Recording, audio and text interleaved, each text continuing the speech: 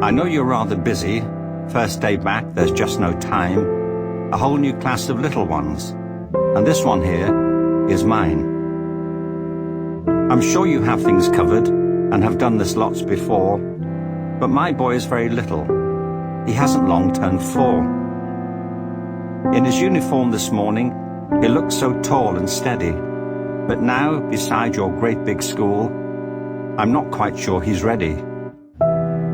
It seems like just a blink ago, I first held him in my arms. It's been my job to love, to teach, to keep him safe from harm. I know as I give him one more kiss and watch him walk away, that he'll never again be wholly mine, as he was before today.